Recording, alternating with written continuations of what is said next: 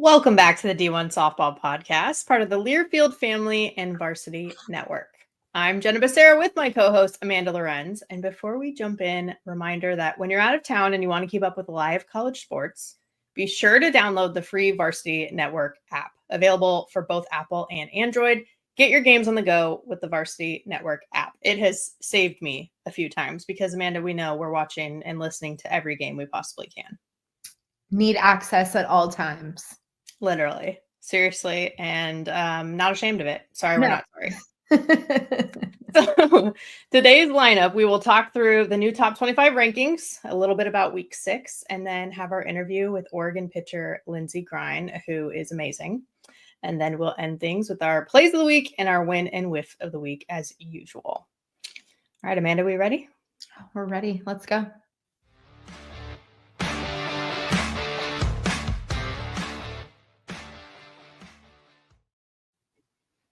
More changes like we've seen every week, but a few things have stayed consistent along the way too. So if we take a look at what the top 25 actually looks like this week, the top 5 all hail from the SEC. The top 3 have stayed strong.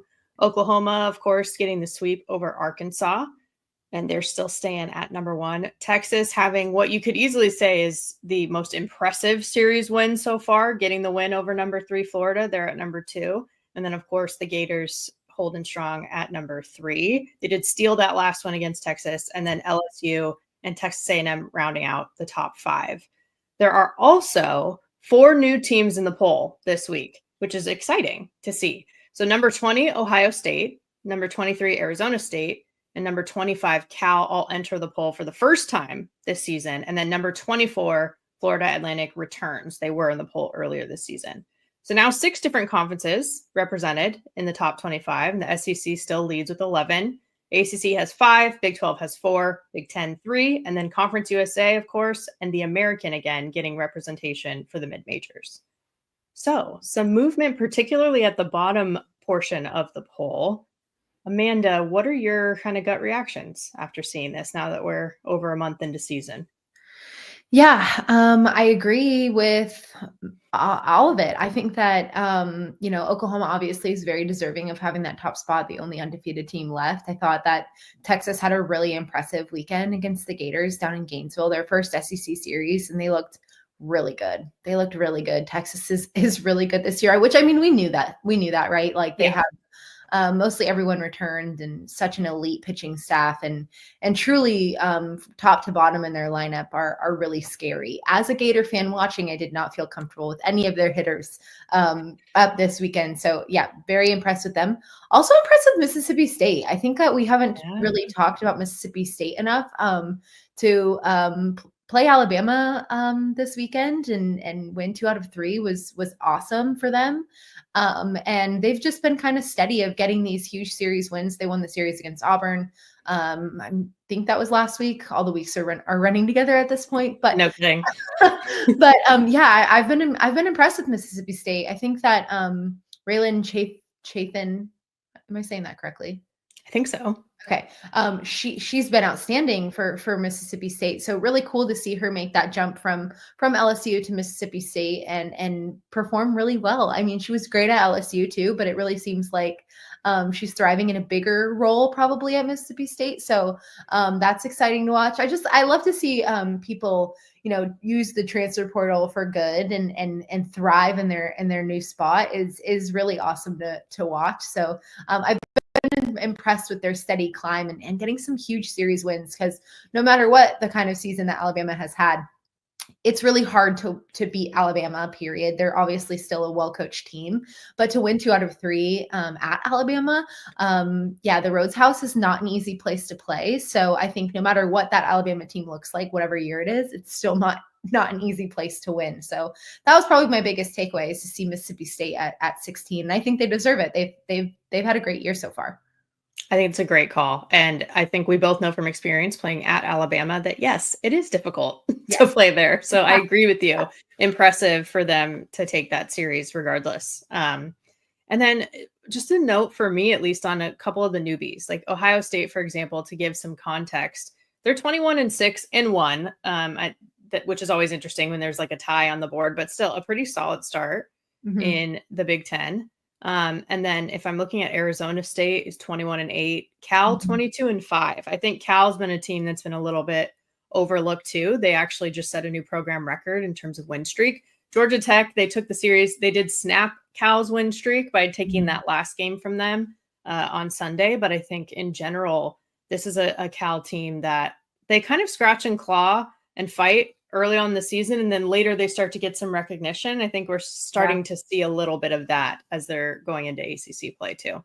Perfectly said. Yeah. But so much that we could go into when it comes to the top 25. But I think what affects it the most is obviously what we see between the white lines. So maybe we just get into our week 6 discussion.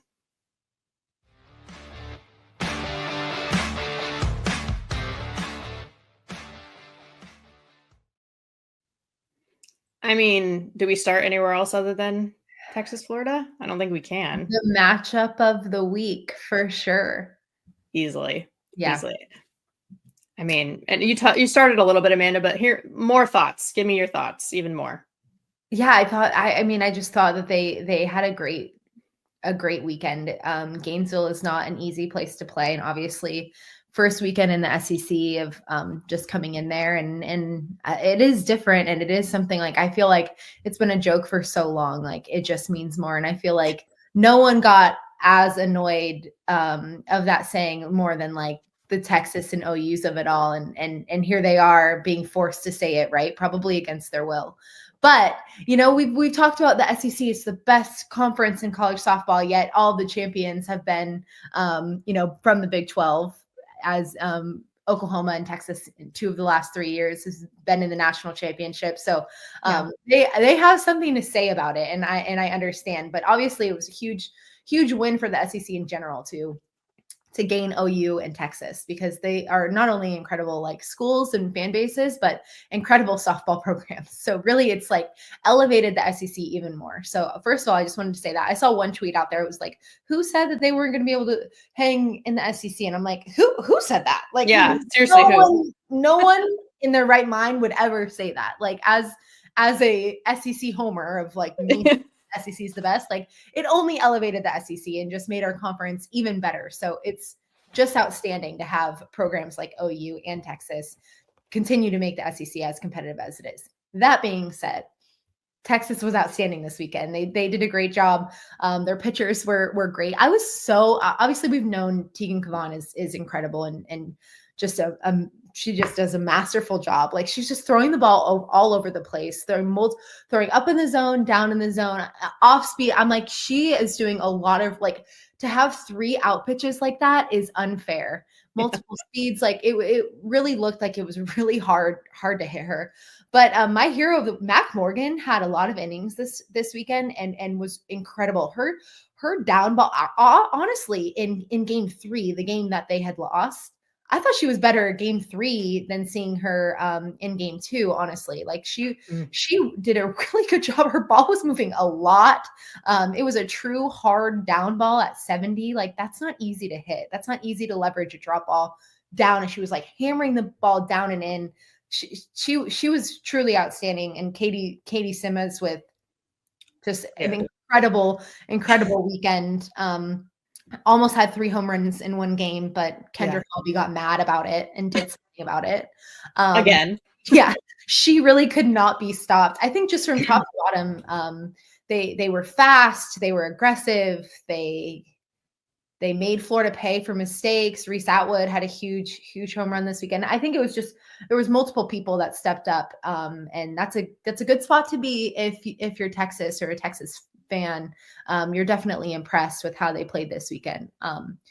Sweeping any team, but especially a top 3 team that is Florida is incredibly hard. It's incredibly hard to do it on the road, and they almost did it.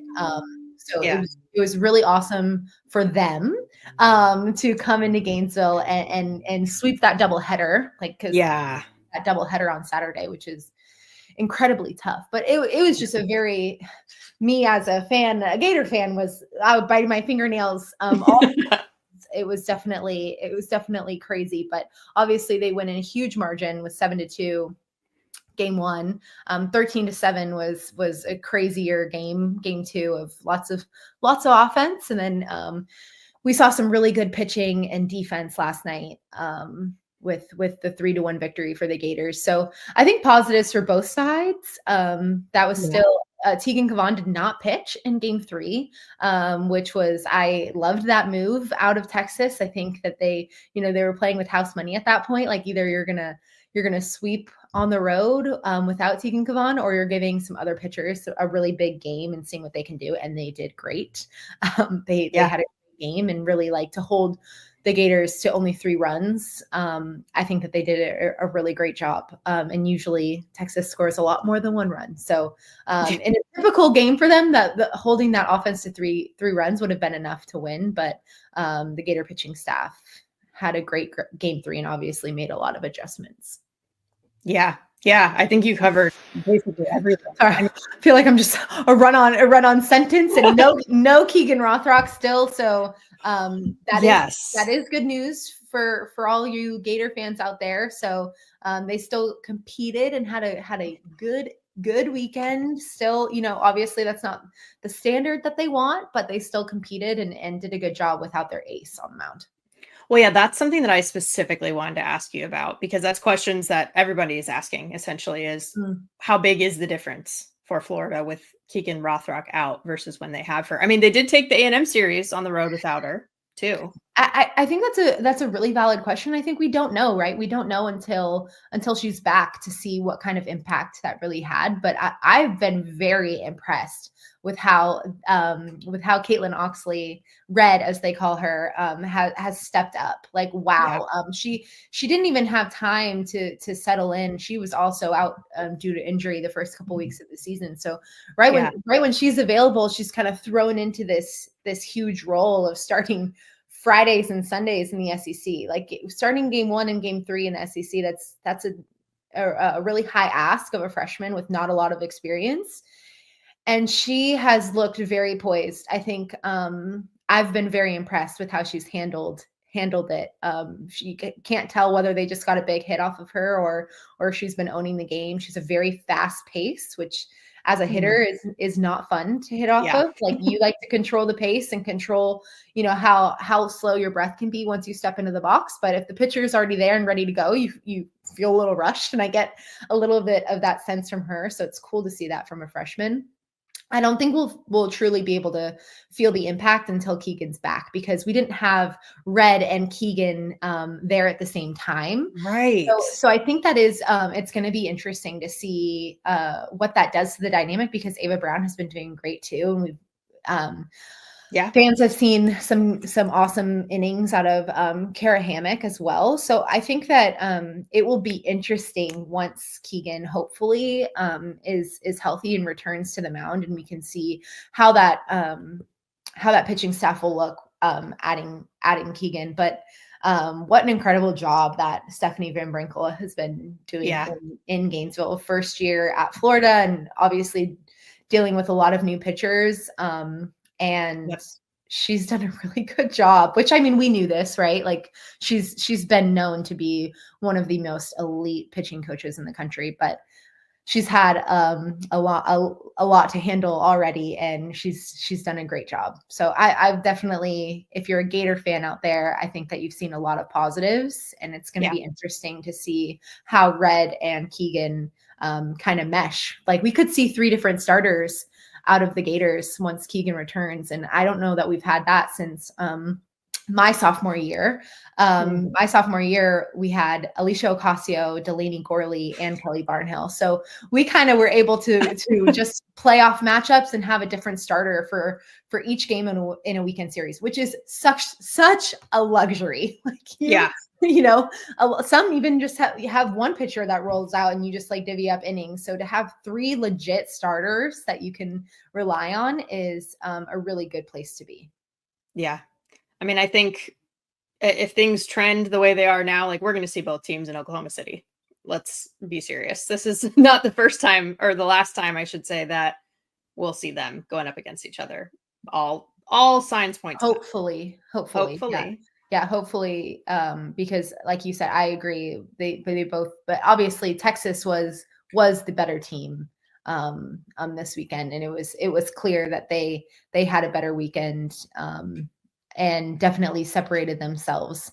If you're just going head to head of what we look at like right now, Texas is the better team, and but the SEC, it'll just keep going. It's still so early on. These teams are going to be completely different teams by the time they meet again, whether that be at the SEC tournament, or whether that be at the College World Series. Yep. I think that's exactly right. And it should be that way, right? Yeah. You're not, of course, you're not playing the same team in March that you're playing in May. It's just, I don't think anyone wants to be the same team, right? You're trying to peak at the right time. You're trying to get better. Yes. So it should be, I agree with you. It should be really interesting. I also have to give credit to Florida because they made a hype video for the series. And they actually had us talking about the series ahead of time, like in last week's episode, and like a bunch of other media clips talking about it. And I just feel like they understood the assignment. So I wanted to give them that shout out.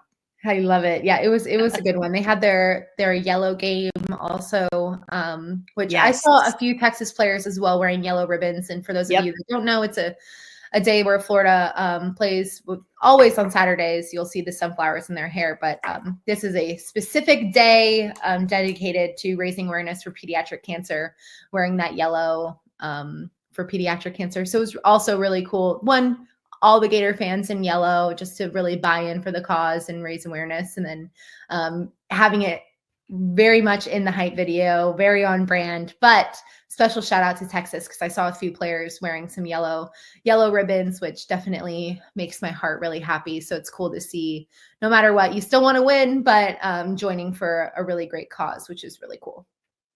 We'll get into our win and whiff of the week later, but a win this week certainly was that. Seeing both teams really buy into that and support the cause. I mean, what's better, Totally. Beautiful. Here for it. Yep. Also was here for looking at the OU and Arkansas series. Just like the Gasso situation, let's say. The brothers with JC and DJ, who do the same job, like on either side. And even leading up to it, Patty said in some press conference interviews and stuff that like DJ knows how to chirp at her and like unfocus her. But then his kids are still running after grandma, like after the game, and I just think that like it doesn't get any more cool for a mom to have to see that. And it wasn't even like she pushed it on her kids. Like she said, they wanted to be a part of this, what is now basically a family legacy, and just to see them go up against each other is just cool. Another positive of a cool thing with OU and Texas joining the SEC. Absolutely. Yeah. Like you said, it was definitely more of a family affair. It was so cool for Grandma Gasso to have for Coach Gasso to have all of her grandkids there. Like just what a really cool moment for all of those kiddos. Like I saw some really cool pictures on social media of just looked like a really fun family weekend. Definitely more fun if you're part of the Oklahoma Gassos, because they definitely had a lot of fun winning. But regardless, really cool to see that matchup. And what a testament to how successful all of them have been. Well, I love the shots that they would show too of DJ talking like in the dugout, not far from Patty at third base, since they're at Arkansas. She's by like the home team's dugout, and it was just like so classic. I loved it. And then even like little things like OU's Abby Dayton played under DJ at Utah. Mm-hmm. And she said, for example, like that's when she felt like she really learned how to actually hit the ball was working with DJ. So other fun reunions kind of mixed in there too that, we always enjoy seeing as well. Yes. So many layers. So many layers. I actually remember after the World Series last year, after the 4-peat, the whole Gasso family was taking a photo together. And while they were taking it, someone was like, all right, everybody say boomer on 3, 1, 2, 3. And DJ goes, Razorbacks. Literally in that moment, he can't even give mom like that moment. It was I was like, I respect it so much. Oh my gosh, that's hysterical. That's so great. That's great. That energy was definitely there. Yeah, of course. Hilarious. And I mean, I have some more like interesting things from this weekend, but I'll pause there, Amanda, because I know that we're both watching so much. It's hard to even keep up. Yeah. Yes. So much good softball, and it just continues to get better now that we're in the swing of conference play and seeing some good. I love seeing them now. We don't have just the good one matchup. Like we get it 3 times. It's nice to see because it's really hard to beat a good team once, let alone twice, and win a series. So it's definitely, we're in the most fun part of the season before postseason, of course. Yeah, of course. Mm-hmm. And then getting to see it on TV is a huge win. We love it. And then seeing it in person there's something special about that too, though. And I think one team that I was able to see in person this past weekend was Nevada. So to talk a little bit about the Mountain West, after the weekend, at the close of the weekend, they were 21-7 on the year and they're 37 in RPI. So just that's the context for them right now. But they played Stanford twice. They held Stanford to 5 hits in both games. And this is a Stanford team who has been leading the ACC in batting average as a group. And they kept it a 1-run game the second time. They only lost 2-1. I called the first game, and I just think that Nevada can shake up the Mountain West this year. You know, they were picked 5th out of the 9 teams in the preseason poll. I don't know about that. You know, Haley Painter, she has double-digit home runs. Aaliyah Jenkins is hitting 400. Haley McLean has an ERA under 2 and almost 100 Ks on the season already. Like, just to name a few of the competitors that they have. And I think Victoria Hayward might be a first-year head coach, but they don't play like they have a first-year head coach.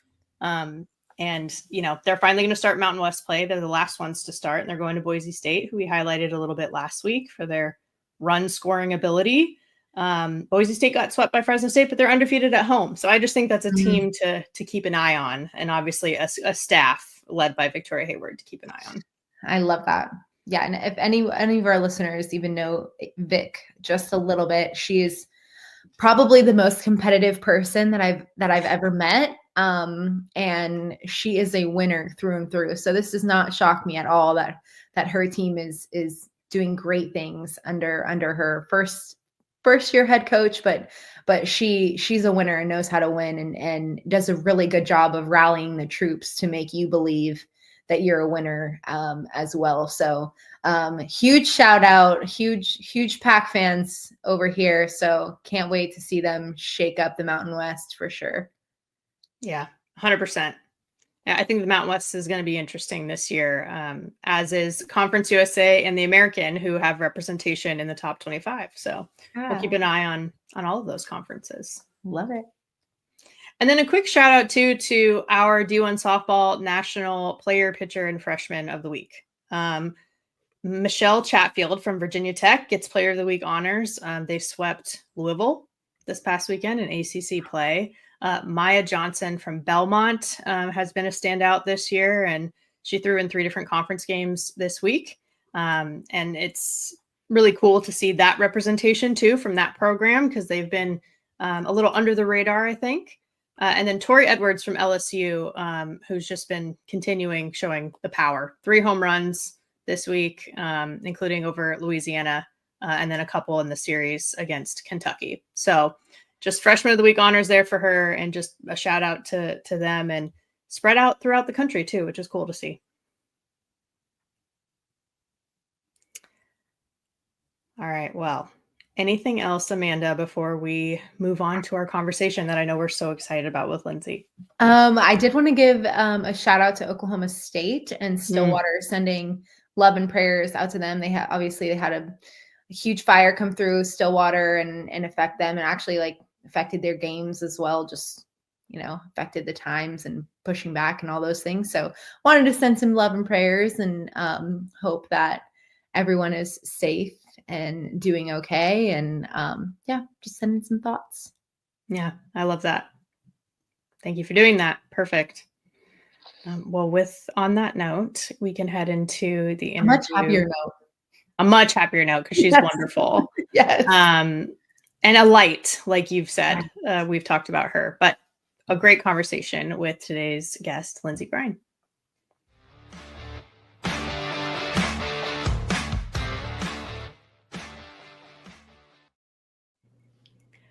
Welcome back to the D1Softball podcast. We are thrilled to have today's guest. She's pretty big time, we'll say. Lyndsey Grein, Oregon pitcher, and having a fantastic year so far. Lyndsey, thank you for joining us. And I said this before, I'll say it again. especially during finals week. The quarter system life is no joke, so thank you.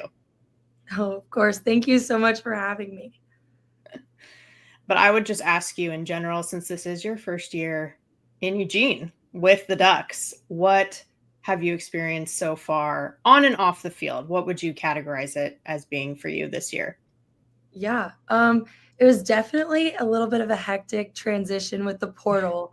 Portal life's a little crazy, but Eugene is awesome and the people here are so great. So my transition was a little crazy at first, but once I got settled in, like it's my second home, it's my second family. I love everybody here. So it's been really great for me. And yeah, I love it. Love to hear that. You definitely are glowing and it's showing on and off the field. It just it seems like it is your home. So that's like really exciting. I love that. That's how the transfer portal should be used. So it's beautiful. I feel like we've talked a lot about like conference realignment and how crazy it is. And honestly, from a Pac-12 perspective, we can view it as like negative for softball. But a Midwestern girl going to Oregon and then getting to play in the Big Ten. So was that at all a factor for you, like being able to go or elite softball on the West Coast, but also like being able to play close to home sometimes and get closer to where you're from? Yeah. Well, I was a military kid, so I've bounced around my whole life. And place wasn't necessarily like a issue for me, like distance from home, but it worked out that Oregon had reached out. And my mom is actually from Ontario, Oregon, which is only like 6 hours away. And we're like, our family now is in Illinois. So I was like, oh, perfect. Have family on the West Coast. And then we're playing towards the Midwest. So I'm excited to show some of my teammates like the ropes in the Midwest and show them around a little bit. But they've done the same for me on the West Coast. So it's been awesome. It's awesome. It is super cool because, I was curious because you're from Illinois primarily, obviously, if you're a military kid, but then like you go to Virginia and now you're out on the West Coast. You've had such a cool, very unique experience. So it makes a lot of sense now that you put it that way. Yeah, definitely super blessed. Made some amazing friends along the way. So I've ended up here and it's been great. Yeah. Well, and the results have been pretty great too. I don't imagine that you're focused on that as much as you are just the process and the experience, but leading the country in wins with 14 in the circle and then leading the Big Ten in ERA with a 1.03 ERA at this moment, at the time that we're chatting with you. I think it's pretty cool to see when results are then a byproduct, right, of whatever you're doing with your teammates, working on your own. And it's nice to see that kind of clicking for you. So what do you think is clicking so far? I'd say like just kind of buying into being around my teammates. Like I think and I know it's such like a basic answer, but we're so bought into each other and what's going on. Like half the time when we're facing an opponent, it just doesn't, it feels like it's kind of just us there and we're just doing our own thing, which I think has been the best thing for this group. It's been awesome. It's been nice to dive in with Coach Lombardi and just kind of work and grind with her. But yeah, we've just gotten so caught up in us that it's, you just kind of don't really keep your eyes looking up for anything else. So it's been really good. And it's just been awesome to celebrate the little wins with them. And I think we're just still so caught up in what's next and what we want to accomplish that, we're just head down and keep working. So good. Jenna mentioned like leading with 14-1 on the season, but only 8 games started. So, and 23 appearances total. So you obviously are being utilized in like every which way of coming out of the bullpen, starting games. So just wanted you to touch on your mentality, how different that is from starting and then coming in later in the game or whatever that is. But you've definitely thrived in whatever you're thrown into. Oh, thank you. It's been super, like, I don't want to say easy, but easy in the sense of knowing like we have some amazing pitchers on staff, like that are just all spectacular at what they do. So it's easy to either start a game and then knowing that, hey, if I come out, the next person's going to have my back, or to come in for one of my teammates, knowing that they gave it everything and then just to kind of finish up for them. But our bullpen staff is just amazing. Like such a great group of girls, and we all like root each other on. We're our biggest cheerleaders. So, I mean, it's easy to kind of jump into different roles when you're surrounded by the people that we have here. So it's been really great. And I wanted to talk to you about the personalities of the bullpen too, but in particular with you. You're so nice off the field, right? I remember getting to chat with you super briefly after seeing you in person at Mary Nutter, but you're also so competitive on the field. It's like you flip this switch on and you're almost a different person in a good way. What do you think allows you to kind of have both of those things in your life? Yeah. I would say that the whole kind of concept of like flipping the switch came from my dad. 100% came from my dad. He played football and he was really into like, you got to get fired up. You got to find something that like just makes you super competitive, ready to go. So we've been doing that, like, I think ever since I like touched a ball, like whether we'd be like on the way to like a little league game and he's jamming out to AC/DC in the car, just getting us all fired up. But yeah, so when we came here, we have kind of the same concept as a group. We run through the line, and that's like, once you run through the line, that's your switch of like, it's go time. And like, we've just all bought into that, which has been really great. But yeah, it's definitely, I would say, an alter ego for sure. I don't really resonate with who I am on the field. I feel like we're two separate girls, but it's helped for sure. Have you named your alter ego? I have not. No, I probably need to. But yeah, she's different for sure. Takes a lot Lindsey of Grein, maybe. I don't know. Ooh.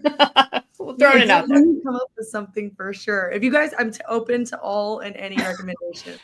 It's giving Hannah Montana, best of both worlds. Like, just so fierce and competitive on the field, and then like bubbly and smiley off, and just so like kind. I love it. It's so great. That is like such a compliment. Thank you. No, it's great. I love it. So fun. Okay, I wanted to touch on, you spoke about Coach Lombardi a little bit, but just, I mean, you have such an elite staff at Oregon, all female staff, just quality people, but really, really good coaches too. So was that a priority for you out of the transfer portal, like looking for some female coaches, or just talk about like the bond with them and how they're just creating such a great environment in Eugene? Yeah.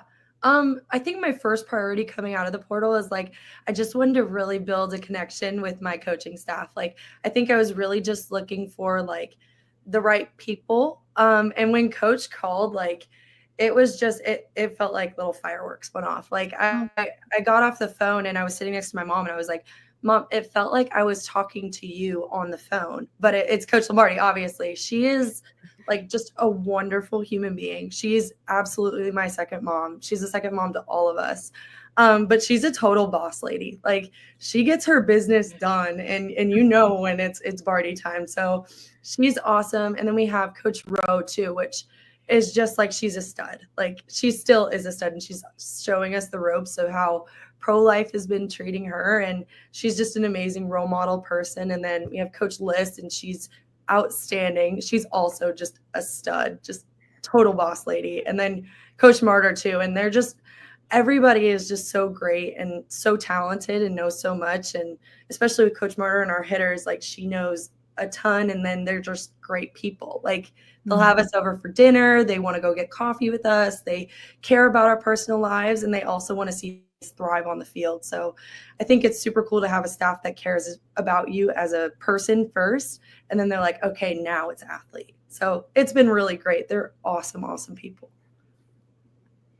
And I'd imagine that really translates to your relationship with your teammates too, of course. And you have some really great defenders behind you, like Paige Sinicki. She is so fun to watch. I'd imagine that is pretty much all you could ask for as a pitcher. How is your relationship with your teammates?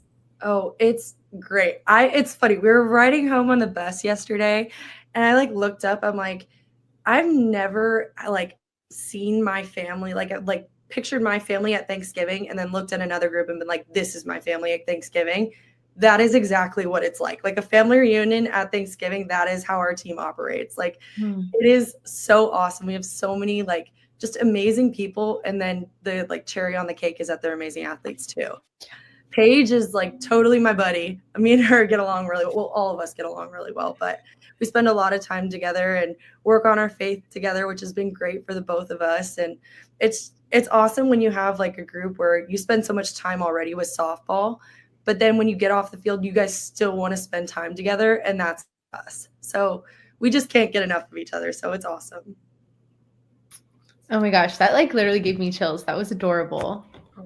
The talk of like Thanksgiving, because I think it's true, right? Like we grow up and have just our family, but then going away to school and you find that second home and second family. Like it's really crazy how I feel like for me too, like that was the first time learning like family doesn't have to be blood. Like it can be, you can choose your family too. And it's such a special thing to be able to experience that, because sport is nothing like, even just choosing your friends, but it's a different kind of bond, right? Like you guys have been through the trenches together. You guys have been through a fall of the conditioning in the early mornings and all those things. So it's different, bonded differently for sure. So that is just beautiful. And for our listeners who may not have played a sport in college, like that is truly what it's all about and what you'll miss and look forward to. So I love that you touched on that, because that's just so special and what I hope every athlete gets to experience in their career, because just beautiful. Okay, but back to more softball things. I feel like this year in particular feels like Coach Lombardi finally has like, she's laid the groundwork of the kind of program that she wants in Eugene. And it's been really fun to watch, because it feels like you guys have been building and building and building. And it's like really everyone's coming into their own of like, this is the program that she's built. Cause obviously she's done it differently than past staffs. But you guys are just so fun to watch this year. And obviously the goal is making it to the Women's College World Series, winning a national championship. But what is going to be the key for the 2025 Oregon softball team to make it to Oklahoma City? What do you think is that final thing that maybe you guys already have, or maybe you guys are still chasing in order to reach that peak at the right time? But what is that key going to be for you guys in order to end your season in Oklahoma City? I would definitely say just keep getting caught up in us. Like we are so we're such an energetic group. We're so like into our process. I think if we can just keep diving in just a little bit more, we're going to accomplish some really cool things. I mean, we've really focused on getting it like since summer. To all our talk has been like, how are we going to get there? And we need to know that we're going to get there. And I think we all do. So it's just really diving a little bit extra deep into that process, which I know, again, is a silly answer, but it's so true. Coach has laid out some amazing like groundwork and just some foundational things that we hold near and dear to us that we stick to, which has worked really, really well for our team. So I think the more we kind of stick to that, I think the better we're going to get. So it's been really cool to see where we started out just in the fall and then at the beginning of the season, and how we just keep improving each weekend. So that's the plan and what we want to stick to. But it's easy to, I guess, stick to that plan when you have a coach like Coach Lombardi and Coach Rowe, Coach Liss, Coach Martyr, when you have amazing people just kind of keeping you to that. So it's been great, and hopefully we can keep doing that. Oh, and of course, the conference slate that you go through helps prepare you for what's coming in the postseason and trying to get to Oklahoma City. And it's nice that you'll be back in the Midwest a little bit, but Oregon is new to the Big Ten. So what have you guys been talking about in terms of your goals? Like, what mark do you want to make on the conference? What's the message that you want to send in this new era? I think, I think we wanted to make our presence known. Like, yep, we're here to stay, we're going to compete, and we're going to be a tough competitor was one. And then two, we're obviously chasing the conference title. Like, I think we want that. So that's one of our goals this season. And then just to, I think, be adaptable of like, yep, we can fly across the country and we're still going to win. And we can stay at home, we're still going to win. But it's on any flight you want, we're still going to show up, we're still going to be our Ducks. So I think just staying consistent with who we are, whether it's at the Jane or in New Jersey. So wherever we are, just still staying true to us and making that Oregon Ducks present known. battle tested in all forms, long flights or the cold. You guys are going to be tested with it all. I love that's so great. What makes you think is like making you guys the most dangerous? I'd say our speed for sure. Our speed and our defense is just not.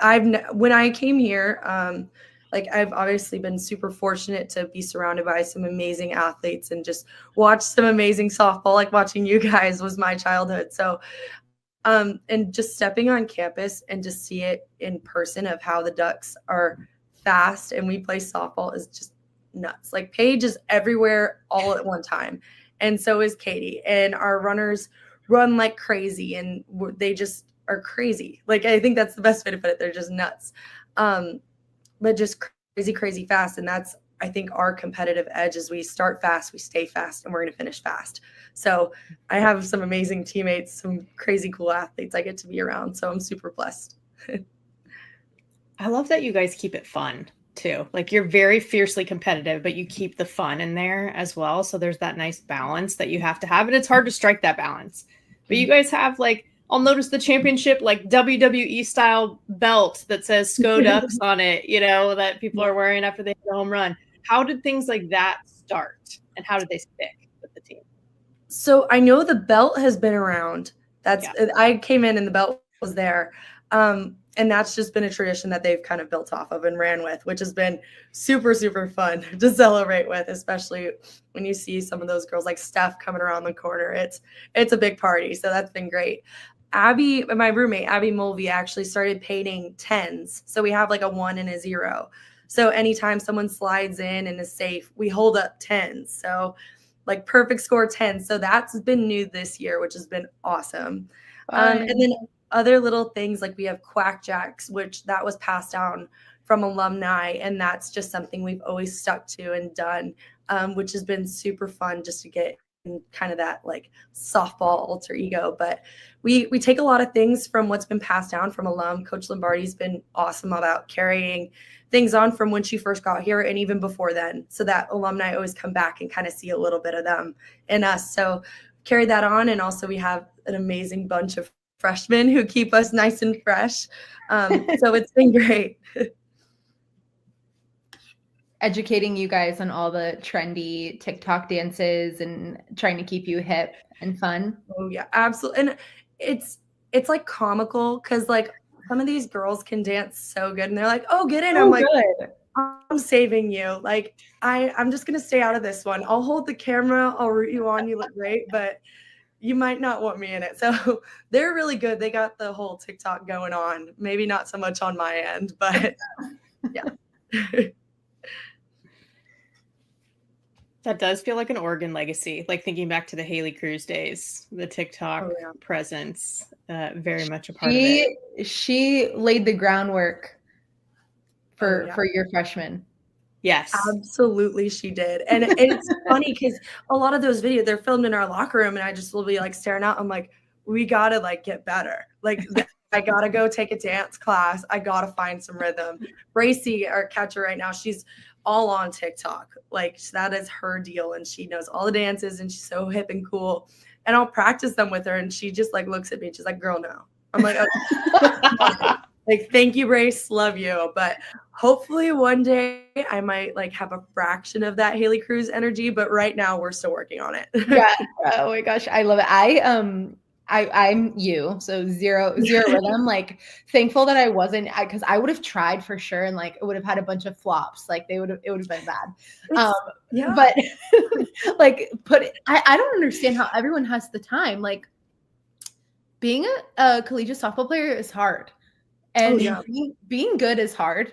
And everyone, like I'm seeing elite softball players with elite moves on TikTok. Yes. I'm like, how do you guys have time to learn all of these dances and then also still be good at softball and like pass your classes? That is what I'm saying. That is what we're on the same page. I feel like we get it. Yeah. We need to start a club for people who understand.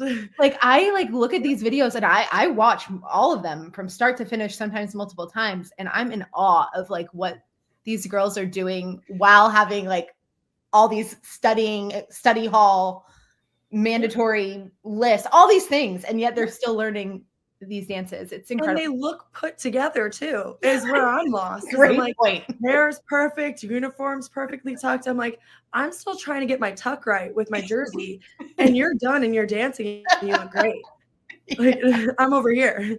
But yeah, no, they're for the girls who can do it, like, props to you. I aspire to be you. Yes. Amen. Same. That is like ultimate teamwork, to be fair. Like, I'm just impressed by their ability to work as a team to do those things together. It's crazy. Yeah, they get it done. They get it done. They like, do. Okay. The team chemistry. That's the team chemistry these days. A lot of it is built learning dances together in the locker room and playing off of it. Like I'm seeing it all over the country. Sure. Yeah. You can't tell me that that's not affecting the win column a little bit. Absolutely. And the trends too, that like you learn so much about people. Like we had like just random questions. Like, okay, if you had like one concert to go, like I learned Emma Cox, like if she had one concert she wanted to go to, it was Michael Jackson. I'm like, since when do you listen to Michael Jackson? I've never heard this. I've been with you for the past couple months. How do I not know this? But yeah, and she can do like the little moonwalk too. I'm like, okay, girl, like just learn that. But yeah, no, it's awesome. You get to learn about each other, so it's great. That's so cool. That's so fun. That The is fun so part of social media. Oh my gosh, yes. There is lots of fun. It's not all negative.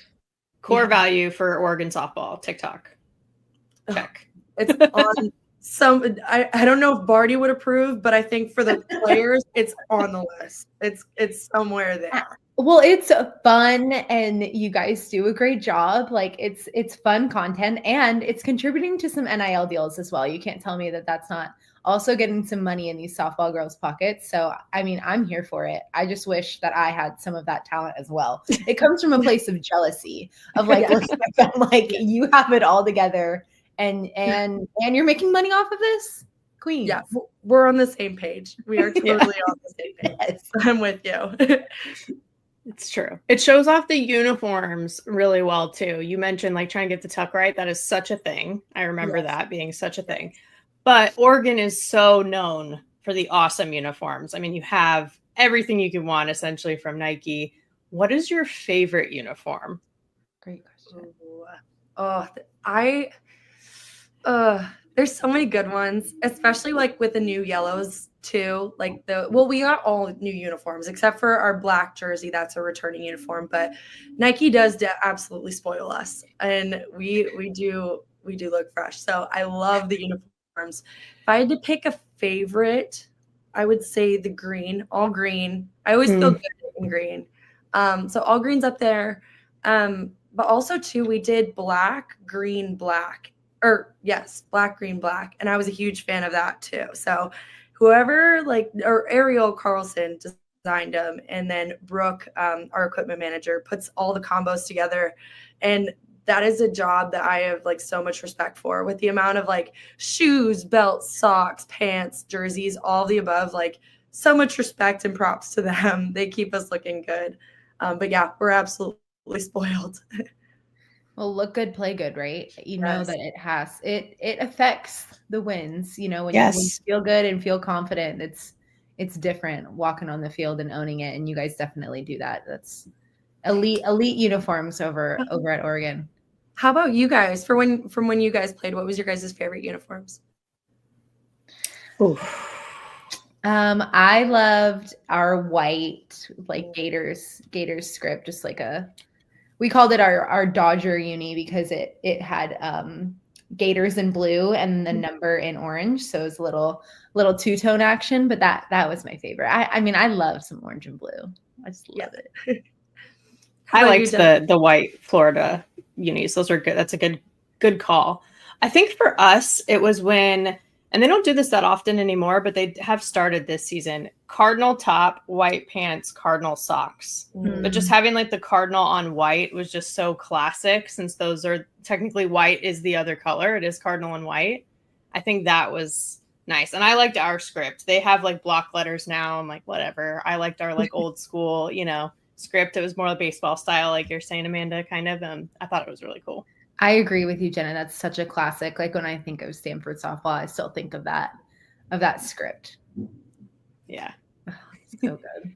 We were Nike too, but not quite kitted out like Oregon, just saying. No one is. I again, super blessed. I'm sorry. No reason to be sorry. You earned it. Yes. You work it. Okay, game on the line. Game 3 of Super Regional. You're on the mound, up by 1. The other team's best hitter is up. Mm-hmm. Her strength is also your best pitch. Do you still throw it? I'm going to think like Coach Lombardi for a second, because we literally did this last week. I kid you not. Same exact scenario you just said. We did this last week. Love it. If I were Coach Lombardi and I were calling, I would say a changeup down Broadway. Love. And because usually I just look at and I'm like, yes, ma'am, I'm going to throw that. I'm going to go with changeup. However, the competitor in me says, okay, you still got to beat me first. So period. Would I throw it? Yes. However, I'm always going to go with whatever coach says. Coach is always right. She is a genius at pitch calling. So I'm going to put my faith in coach. Ugh. Perfect answer. I was going to say, yeah, I don't know if you can answer that any better. No, perfect answer. I love that. The trust is there. That's like, you cannot, that's you're number one, you're correct. Like, she's amazing and does an incredible job. And obviously they do a lot more video than we will ever understand. So they always know. They always know. Yes. But at times, it's hard to like, hey, my mind was here, yours was here, but I'm going to buy in. But it's not as hard to buy in when it's Coach Lombardi calling the pitches. Yes. I'm sure. She is such a wizard. Like, that's the best way to describe it. Like, she is so smart. Like, I don't think she gets nearly enough props, or our whole coaching staff, for the amount of like knowledge they have about the other team and then just about the game. She is a genius. Like, there's sometimes I'm like, I'll look at my pitch comment, I'm like, really? And I'll throw it and it works. I'm like, yeah, I'm never going to question you again. Never again. Like, you're right, coach. Yeah, I'll sit there and we'll watch film. And like, if something gets hit, I'm like, coach, it was me. It wasn't your calling. It was absolutely me. It's always me. You can do no, like, and honestly, I believe it. Like, she can do no wrong. It's so good. Yeah, you're like earning all the brownie points. Not that you needed them, but for later, you can save these brownie points. Yeah, I'll just slide him in here and there. Coach is awesome. She's great. And I think she knows. I honestly fangirl over our coaching staff all the time. They're just so great. So they're like the pride and like celebrities that I know. They're like, who's the coolest celebrity you know? I'm like, my coaches. Yes, they're awesome. Cute. That's so sweet. That's so sweet. See, this is what I'm saying. You're so nice, and then you're just locked in on the field, and I love that. I love that dichotomy. Thank you. But when it comes to your you talked about your team as your family, but your blood too. I know your sister played college softball also, so I'd imagine that was a really cool way to grow up. Oh my gosh, yeah. Sydney was always like just. Well, one, she's 2 years older, but she was just always so athletic and just good at everything. She was one of those kids. I was the uncoordinated, like, wanted to be a flyer, which God knows that was never going to happen. Like, wanted to do cheer and dance. And Sydney started playing softball, and I hated it. Like, at first, I hated it so much. And then my dad was like, I'm tired of going dance. You're going to do softball. And I threw a fit about it. But Sydney like really took off with it and just did so good. And she's like, we'd go in and she was like, go, come throw with me, come play catch, and would just kind of drag me along. And that's where I just started to really love it. I honestly think I loved spending the time with her.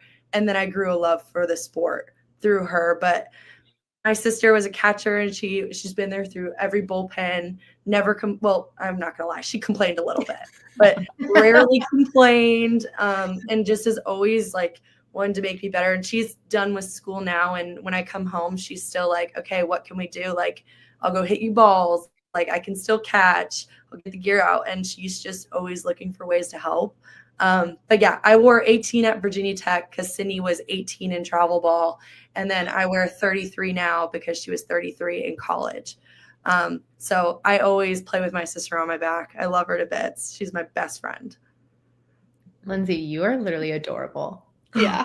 This That's so cute. Number 1, she is a great choice. 18 is my favorite number, so she really chose a good one. And Absolutely. Yeah, so I love that. 33 is great too. Yeah. They both work. It's funny when I got into Oregon, I like looked at the numbers and Elise has 18. I'm like, well, if anyone's gonna have it, like I'm okay with it being you. Yeah. It's Elise Mikulski. Like she's outstanding. I'm like, yep, you got it, girl. Like you got it. I love that. Do you ever like make her stand in the box? Like, is there some competitive banter, like you saying that you get your alter ego when you get on that mound and you're yelling at your sister that you're going to strike her out? Like, how is that? Does that ever happen? Yeah. Well, when we were getting like a travel ball getting recruited, I would throw to her all the time. And Sydney like got to, like at first couple of bats, I'd like have her number. And I don't think I get like cocky, but I get cocky with my sister. Like I never have It's alter ego. It's alter ego. It's okay. Yes. With Sydney, the first couple, I'm like, oh yeah, I got you. Like you're swinging over your head. And then like the next at bat, she's like taking me yard. I'm like, okay, spoke too soon. Sydney now, like as we like kept going, she could cream me. She just knows what I want to throw before I'm going to throw it. So I need to like call in Coach Lombardi next time we decide to do that. But yeah, no, she majority of the time, like in our childhood, like she was always catching me. So that was honestly great. And her and I worked really well as a team. So yeah, it's been great. She's honestly, I owe almost all of my success to my sister and my family and just the people I've been around. Like they absolutely got me here and I could not be here without them. So she's a huge, huge part of my college career. Sisters are special, teammates are special, and batteries are special. So trifecta that you hit there with your sister. That's so cool. I got really, really lucky. Oh. Awesome. Well, this is awesome, Lindsey. I mean, I feel like we could just keep talking to you. That's at least Amanda and I are like, tell us more because you've been so fun to watch. You're so fun to talk to. And we can't wait to see how the rest of the season and your career goes for you.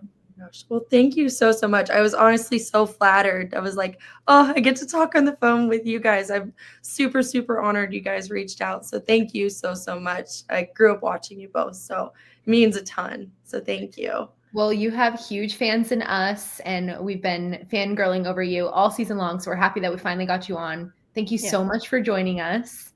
Good luck the rest of the way, and I'm sure we'll stay in contact and maybe have you on again later in the season. But thank you so much, Lindsey, and good luck this week. Thank you. If you guys are ever in Eugene, give me a call. Yes. Will do.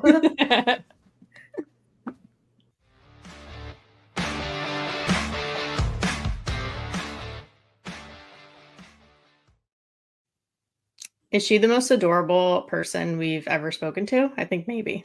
Like, she's so adorable and so sweet. Like, that's part of like one of my favorite things about doing this is having on just incredible athletes. And, you know, we watch them play and obviously we're huge fans of what they've been doing on the field. And that's why we asked them to be on. But to get to know them more as people and, you know, talk about them and get to know them is like really so satisfying just because it just makes you more of a fan than you already were. And she was just so thankful and such a light and just so positive. And it was really beautiful to hear just how much she loves the game and loves Oregon and just is so thankful for where she's at. And obviously, I mean, I'm watching her pitch. She is fierce. Definitely a BA, like goes in she's a winner, right? Like she looks like do not mess with her. And then our interview, she was just so precious and adorable and sweet and like just such a light, like we've said. So what a treat that was to have her on and get to talk to Lindsey. Yes. And she's such an advocate of what now I'm going to call the Lombardi party that's going on in Eugene, because it sounds like one big party in the best way. And I love that for them and for her. Yes. Love to see. You know, I had the opportunity to play for Coach Lombardi with Team USA. in 2018, I believe. And she was awesome, like so great. That was actually the summer that she got the Oregon job. So just really excited for her, and just to see her, she's been doing things the right way of building the program that she wants to build in her own way. And it's really, really cool to see it finally. Like, it feels like they've made steps every year. Like, they haven't done it too quickly. Like, she's just really done a great job. So it's really fun to see good people succeed and do it their way, and build the program that she wants and believes in. So that's been really cool, because it feels like they've taken the appropriate steps each and every year. And Oregon is dangerous this year, and it's definitely creating some havoc, but it's fun to watch. Yeah, they've already surprised some people, I think, as it is, and I can't wait to see what Team 7, or version 7 as they call it, under Lombardi, what they do from here on out. So cool. The best. Well, on that note, we'll head into our plays of the week.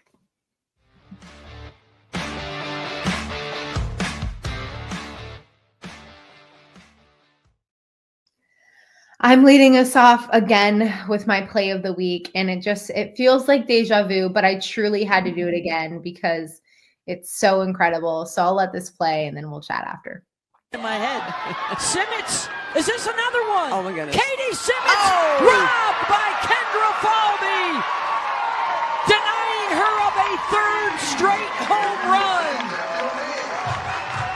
Second one of the year for Falvey with a rob job. Katie Simmons looking like she's going yard for the third time, but Kendra Falvey says, not so fast, back to the wall. The senior's timing, impeccable. Look at her go up and get. I mean, like, I'm speechless at this point, but obviously, like, I also, like, believe that it's going to happen when I watch her. Like, she just. Yeah, true. Kendra Falvey, I mean, she's been incredible in center field her whole career, but just the year that she's having already defensively has been really incredible to watch. Like, no ball is safe. You better clear the fence by a lot for her long arms and long legs not being able to get there. So she just an incredible catch, robbing Katie Simmons of her third home run of the day. And I had seen another viewpoint of that. Like, Katie, she puts up her hand like, good job, sis. Like you got me there. Like, at that point, you can't even be mad. Like, your third home run of the day, and she makes an unbelievable catch. But huge catch, and obviously she didn't even like get excited. She was pissed over the score and like couldn't even get hyped up about it. She's just mad and still able to jump that high and catch the ball. But just props to my girl Kendra Falvey. Just incredible out there. So fun to watch. So good. And on the broadcast, Mendoza was breaking down all the numbers. It got nerdy, which obviously I appreciate, and so does she. It's on brand for us. But 6-foot fence. I think Kendra's listed as 5'7". She has a 34-inch vertical. And Mendoza was talking about, like, the timing has to be perfect on that kind of jump too, and the extension. Like, so many things have to go right. But I think you basically said it. Like, big players make big plays in big moments, and that's what she did. Yeah, so good. Well, I am taking a page out of your book, Amanda, because you definitely chose yours first, but we're giving some love to the outies today, particularly at the wall. So let's take a look at this.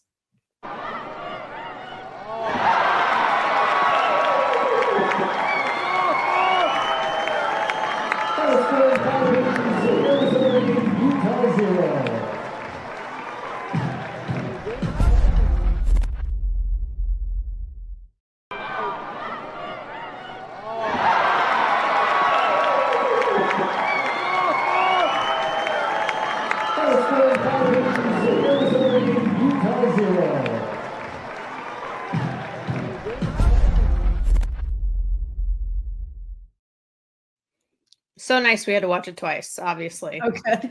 But come on. First of all, outies deserve love, as you know, more than most, Amanda.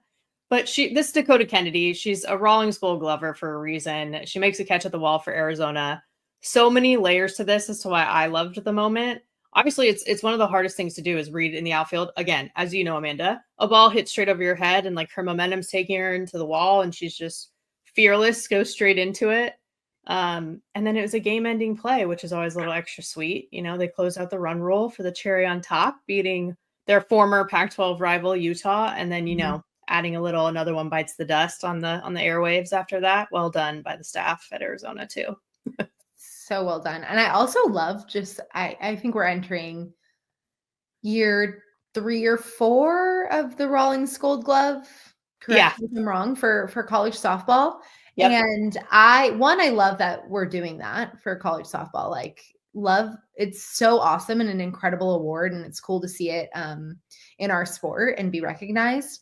But I also love, like, you know, the SIDs out here, they work hard for the recognition and making sure that these athletes like get the recognition. So they do such a good job. I just want to give a huge shout out to the SIDs who, you know, we feel like it's so early on the season, but like the Gold Glove work starts right when season starts of getting out those clips and making sure that they're seen on social media and pushing it out there to, like you said, like using the Gold Glove, even for the past winners.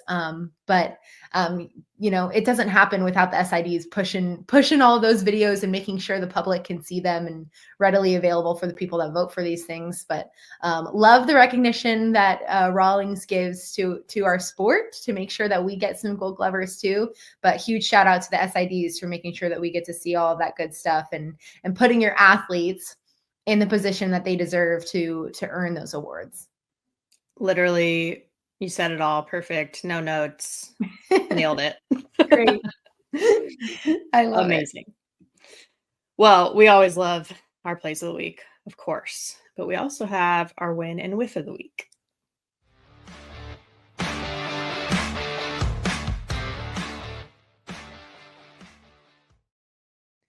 All right, I have our win again. I'm going to put it on the screen, and then I'll talk you guys through it. But saw some special stuff on social media. It's a family affair over at Auburn softball, obviously hiring co-head coaches Chris and Kate Malvo, but seeing their kids, raising them at the ballpark, having a good time with mom and dad, just super special because obviously mom and dad's job is not like the normal job. It becomes your life, so it has to become a family affair. So just super cute pictures to see it. You know, their daughter to see mom doing some really cool things and the son to see dad do some really cool things. But obviously they're bought in and love being at the ball field too. So I love to see it. I love to see the kids being involved, and it's their life too. So obviously it's a family affair, and I'm sure the athletes love having them around as well. So super special. I love to see it. Love to see moms especially doing some cool things and showing their daughters that they can achieve some really cool things in sport. It actually reminds me of, we were talking about the Gassos earlier. Yeah. It's like, imagine when DJ and JT were that age, Yep. you know, and seeing mom do that and look where they went. That doesn't mean that the Malvo kids have to do that by any means, but just what a cool way to see that they can if they want to. Totally. And you're so right. It's like the weeklies, a new, like the modern version of the weeklies with those two over there at Auburn. Totally. That's awesome. Well, on a less positive note, but always entertaining, we do have our whiff of the week. And before I say anything, let's just take a look. Hawley lifts this one to the right side, hit it pretty well, and off the wall. Hawley will pull into second with a double. The Spartans. Wow, they called her out. Is she celebrate? Oh, no. She jumped up and celebrated, and they tagged her out. Oh, my goodness. Oh, painful. I will say multiple people sent this to me from totally different parts of my life. Also, like my cousin who played football in college sent this to me and was like, this is one way to make a highlight, you know? I think just tough. I'm cool with the celly for sure, but you got to stay locked in. I mean, and literally her foot needed to stay locked onto that bag. But I do want to give a shout out to Margaret Tobias, the middle infielder who was locked in and made that tag. That's some softball IQ right there. Yeah, that's why you never give up on a tag, and that's why you need to keep your emotions in check. So embarrassing, but just know, like, it's happened to so many. Like, that almost happened to me. I don't know if it was my freshman or sophomore year. We were at Tennessee. I celebrated a huge hit before I got back to first base, and they like tried to back pick me at first, and I was like so embarrassed. Thank God I was safe, but like, this happens to so many of us. So you are not alone. Like, very well could have happened to me. And that was the check I needed. Like, Yeah. Once it happens once, it will not happen again. So after that, I like got the eyes from Coach Ball, and I was like, oh no, like I really need to zone it in here. So I know that she got those eyes from Coach Show, because actually Coach Show was probably my first base coach when it happened to me as well. So I know that she's seen it before. And she got the eyes. So yeah, it happens, but a good check, and I guarantee you she will never do it again. Coach Show's probably triggered seeing that. No, I'm with you. I think lesson learned. Yes. Right. Yeah. And keep it moving. As long as it never happens again, then fine. Totally. Is what it is. Always a funny moment, Yeah. or a few that happen. I feel like every week. But it's fun. All in good fun. But in terms of what's next, as usual, D1 team's going to be dividing and conquering.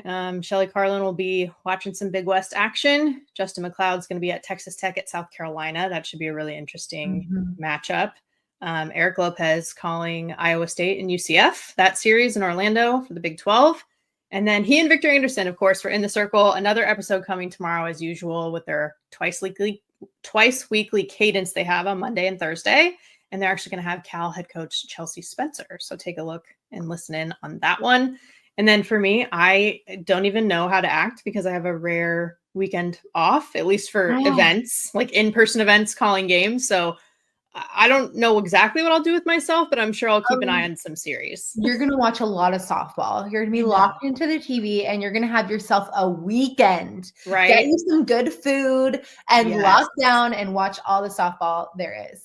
Oh yeah, I'm definitely getting like food delivery in the warm comfies, locking in. That's my kind of girl weekend right there. Seriously. I'm actually I'm really looking forward to it. Yes. Yeah. I feel like I'll take a page out of your book, Amanda. You give me all the tips on what I need to do. And girl, I got them.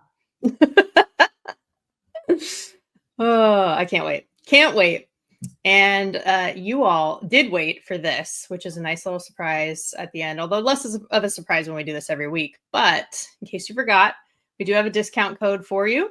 It's season 25 for any subscription that you get at D1Softball. So if you use season 25, you get 25% off, whether it's monthly or annual. And it is worth it. I had a subscription before I was ever working with D1, and I don't plan for that to change ever. So highly recommend.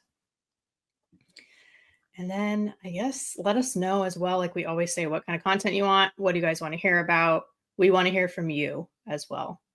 Anything else, Amanda? No, thank you so much for joining us. And we'll be back next week can't wait to recap another great week of college softball.